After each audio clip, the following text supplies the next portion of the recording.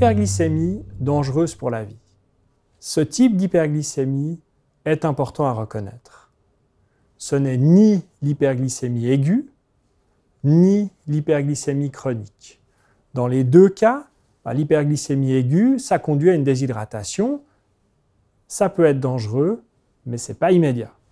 L'hyperglycémie chronique, ça conduit à des complications, mais c'est au bout de 5, 10, 15 ans.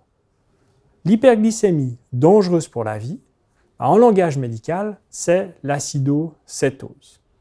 Elle survient quand il y a un manque d'insuline, mais un manque conséquent. On le voit généralement au diagnostic, pas toujours, mais il peut arriver que les patients arrivent en acidocétose au diagnostic, ou on la voit dans des situations de manque d'insuline, parce que j'ai oublié de faire mon insuline, parce que j'ai eu un problème technique avec mon stylo, parce que je n'avais pas de stylo, ou par exemple parce que j'ai une pompe à insuline qui a dysfonctionné et qu'elle m'injecte que de l'insuline à court terme. Donc après 3 heures, il y a un risque d'acidocétose. L'acidocétose, en très simple, c'est lorsque le foie se met à produire des corps cétoniques parce qu'il n'y a pas assez d'insuline et qu'il y a trop de glucagon. C'est l'ensemble de ces deux. Mais le foie produit ces corps cétoniques et, étant donné qu'il n'y a pas assez d'insuline dans le corps, ils ne vont pas pouvoir être utilisés et ils vont s'accumuler dans le sang. Leur accumulation dans le sang se traduit par une modification du pH. Donc le sang devient plus acide. Lorsque le sang devient acide, c'est dangereux. C'est dangereux en premier lieu pour le cerveau, mais pour l'ensemble des cellules de l'organisme. Il est donc extrêmement important d'être capable de reconnaître les signes de l'acidocétose. L'hyperglycémie n'est pas le premier signe. Les signes, c'est une haleine cétosique, donc qui ressemble à une pomme de reinette. C'est une respiration superficielle.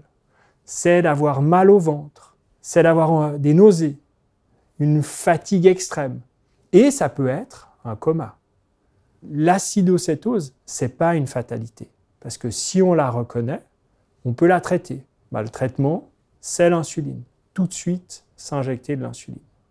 L'autre manière de l'identifier, de manière sûre, c'est de mesurer les corps cétoniques. Comment est-ce qu'on les mesure? Soit au niveau sanguin avec des appareils pour mesurer la cétonémie, soit au niveau urinaire. En résumé, l'hyperglycémie est particulièrement dangereuse lorsqu'elle s'accompagne d'une acidocétose. L'acidocétose est une situation clinique qui survient en cas de manque ou d'absence d'insuline. La modification des taux sanguins d'insuline et de glucagon circulant va entraîner une production de corps cétoniques par le foie qui vont s'accumuler dans le sang et l'acidifier.